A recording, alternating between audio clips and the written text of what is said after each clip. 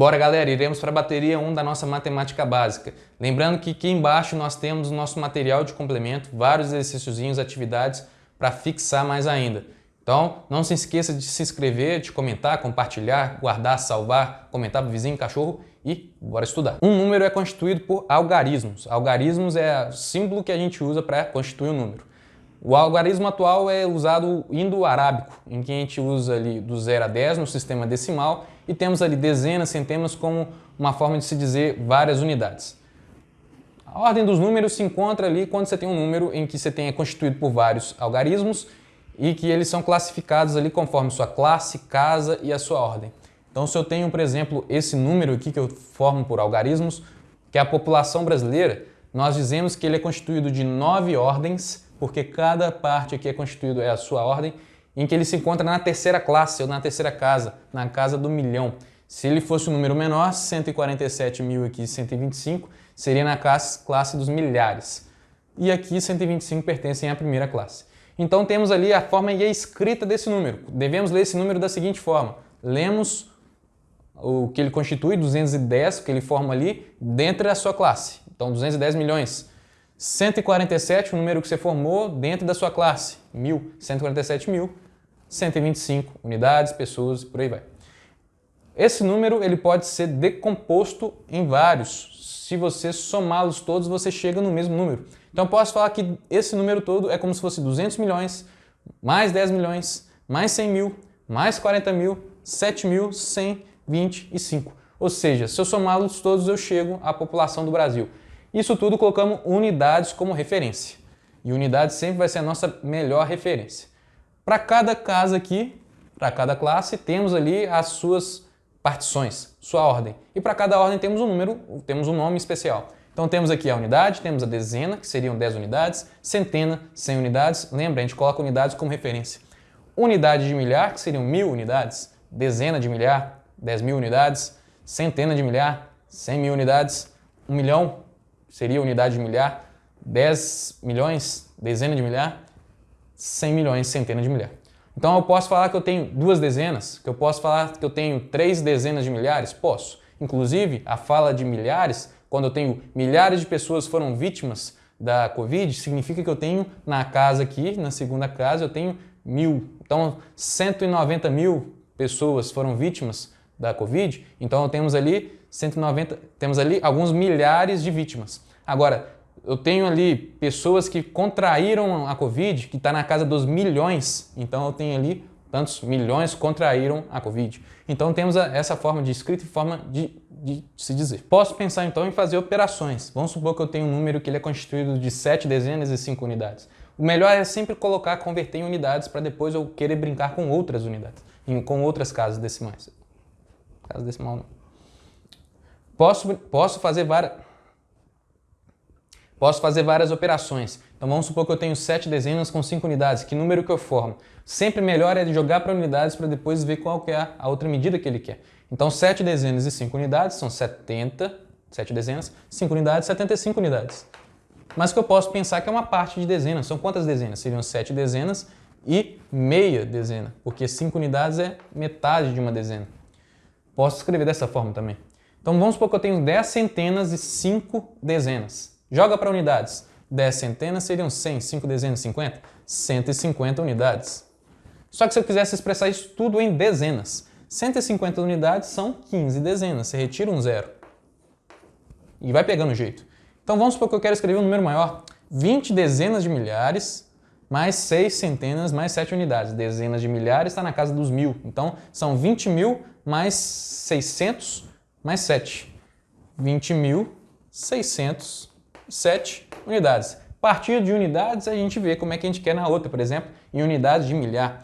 Então, se fosse unidade de milhar, seria tipo assim, na casa dos 1.000, 1.000, 2.000. Então, a gente pode pensar que eu tenho aqui 20.000. Então, são como se fosse 20 unidades de milhares. Só que tem 607. Então, vira uma vírgula. 607. Então, são 20,607 unidades de milhar. Importantíssimo isso aqui para outras transformações. Quando a gente for mexer lá com hectômetro, quilômetro, decâmetro, a gente vai pegar mais ou menos essa ideia que a gente tem na constituição do número. Os números podem ser classificados dentro dos seus conjuntos. Conjunto é uma união de elementos. Os números mais básicos que nós temos, os mais bonitos, 0, 1, 2, 3, 10, 1000, 1 milhão, a gente fala que são os números naturais.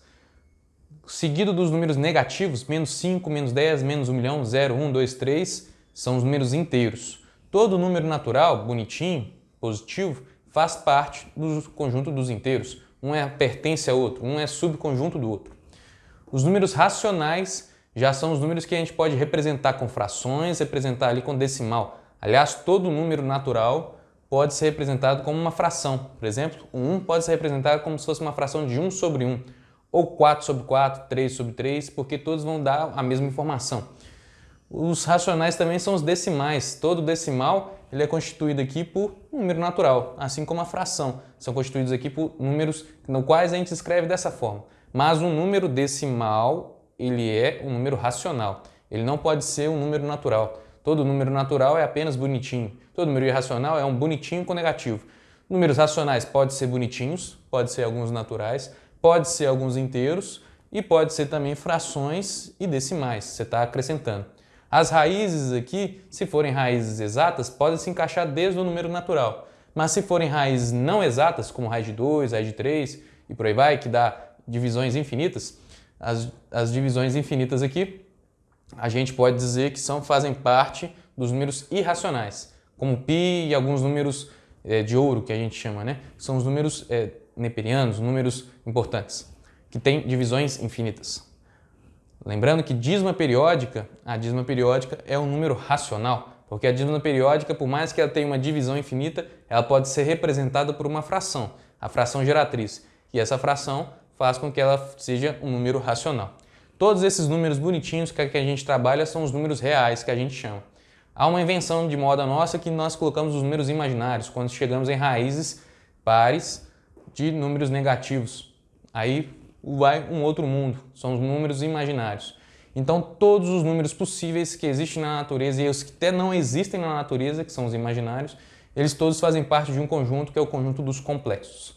Então isso tudo abrange todos os números que nós conhecemos. Aqui ficaremos apenas nos números reais. Isso aqui não vai ser importante para a gente. Isso aqui vai ficar nos números reais, que é o do mundo matemático, físico e natural. Esse aqui já é uma invenção nossa, que dá muito certo, mas já é uma invenção nossa. A fração representa partes. Podemos representar a fração como se fosse constituído de dois números inteiros, um em cima e um embaixo. O de cima a gente pode falar que é numerador, e o de baixo nós chamamos de denominador. Essa fração, se o numerador for menor que o denominador, chamamos ela de fração própria, porque ela vai estar representando ali partes de um todo. Se o numerador for maior que o denominador, está representando partes inteiras mais outros pedaços, então chamamos de fração imprópria. Na jogada do sinal, lembramos que se lá em cima for negativo e aqui embaixo for positivo, a fração inteira é negativo. Regras dos sinais. Menos com mais dá menos na divisão ou na multiplicação, no caso divisão. Se em cima é positivo e embaixo negativo, toda a fração é negativa. Mais com menos, menos.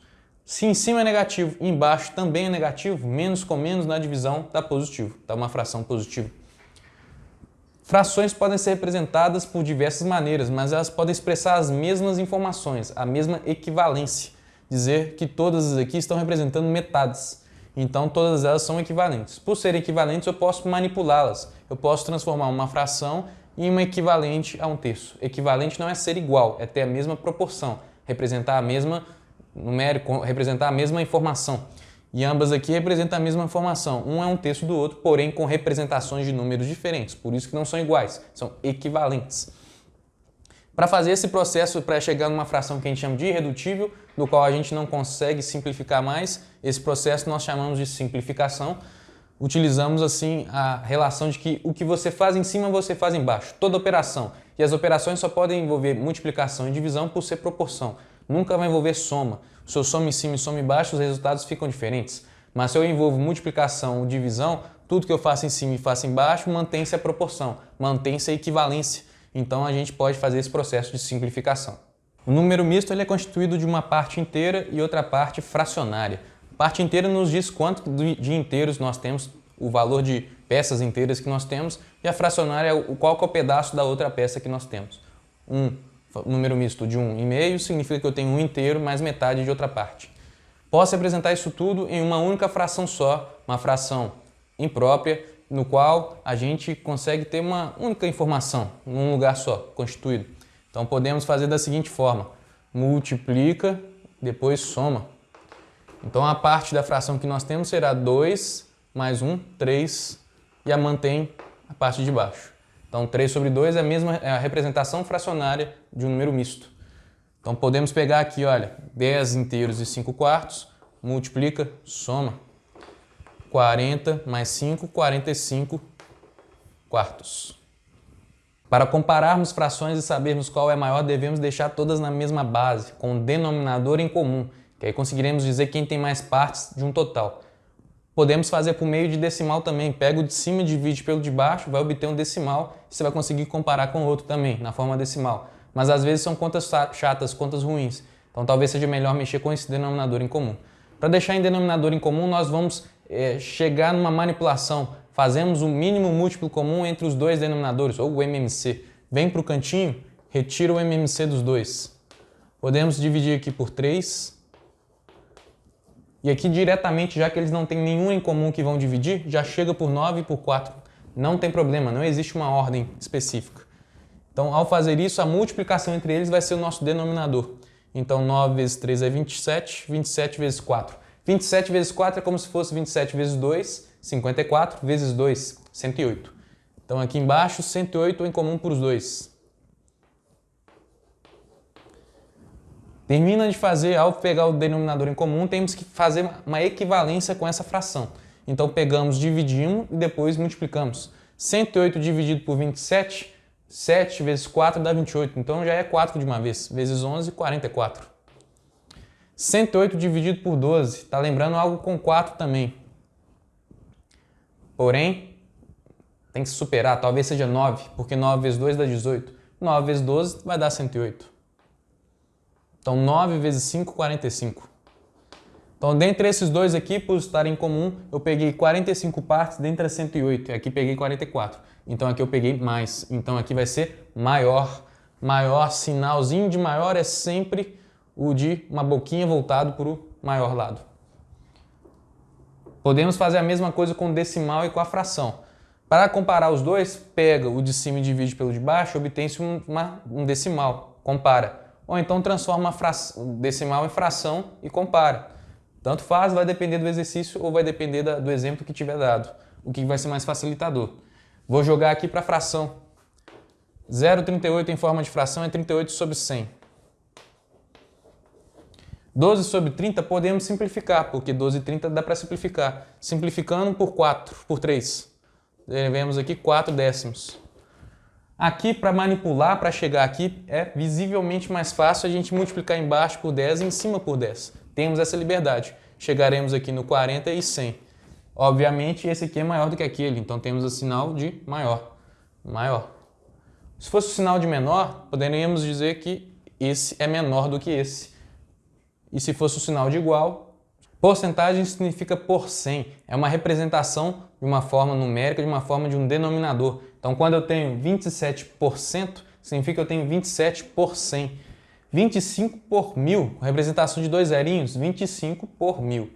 Podemos representar, então, a porcentagem em forma de fração e, consequentemente, em decimal. E vim de decimal e fração para representar em porcentagem. Um dos mecanismos que a gente se encontra para facilitar esse caminho é lembrar que quando eu tenho uma fração que está envolvendo 10, 100, envolvendo quantidade de zeros aqui embaixo, eu posso apenas andar com a vírgula. Identifica a vírgula do número lá de cima. Quando eu não tenho a vírgula aqui, ela está omitida, mas eu posso pensar que ela está aqui, 6,0. Se eu tenho dois zeros aqui, eu tenho que andar com a vírgula para a esquerda, tenho que diminuir esse número duas vezes, porque eu tenho dois zeros. Então seria aqui 0,06. Esse truque a gente vai usar para manipular e ficar mais fácil nossa compreensão de fração para decimal. Toda vez isso pode acontecer se eu estou envolvendo com 10, 100, 1000, 1.000.000. Então vamos transformar 12%. Se fosse para transformar em fração é super fácil. Só colocar 12 sobre 100. É a primeira representação e depois você poderia simplificar essa fração. Já colocando em decimal, poderemos andar aqui 12 sobre 100, andar com a vírgula duas vezes. Então se a vírgula se encontra aqui, no 12,0, anda com ela duas vezes.